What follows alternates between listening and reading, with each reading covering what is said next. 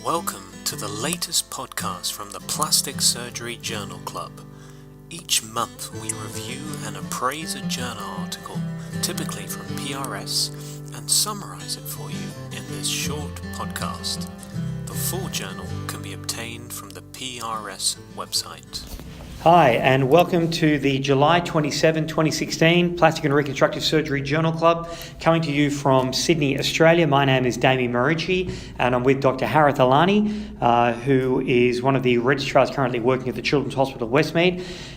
The first paper we discussed was from the July 2016 PRS, defining the role of secondary intention healing in full-thickness lid margin defects, and it is out of Liverpool in the United Kingdom. Harith, what was this paper about in a nutshell? It's a case series of 34 patients with lower lid full-thickness marginal defects post-tumor excision treated conservatively. This article builds on earlier work published 30 years ago by the same author, in which all the defects were left to heal by secondary intention. So after excision, the surgeon applied dressing for 4 to 8 hours. Then after that, the dressing was removed and they continued with chloramphenicol ointment to be applied 3 times a day for about 2 weeks. Out of 34 patients, 32 showed satisfactory results, especially if the lesion was on the medial third of the lower lid. And there was an average loss of about 1 to 2 millimeters in vertical direction, and the healing eyelid was thin and membranous, lacking tarsal plate. They set criteria about selecting the patients, and they think that former reconstructive techniques still might be needed in patients with high risk of corneal exposure, like proptosis or facial palsy. Also, when the defect is on the central and lateral part, it's better to be reconstructed to get a better cosmetic result. And in recurrent cases, also reconstruction is beneficial. Now, So what did you think of this paper?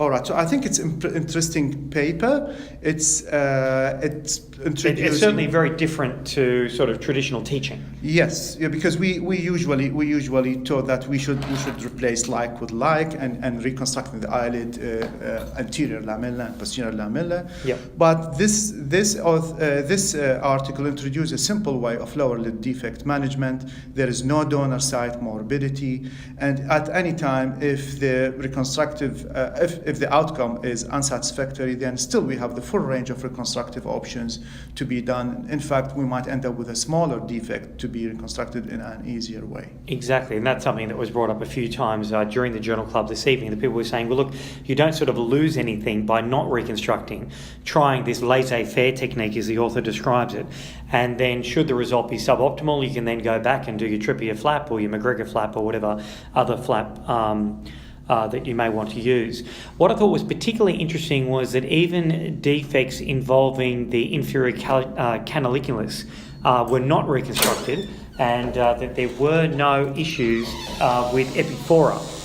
So overall, this was a very interesting paper and certainly might be something that surgeons might want to try. I guess initially probably for elderly patients who you might not want to subject to a particularly onerous lower eyelid reconstruction.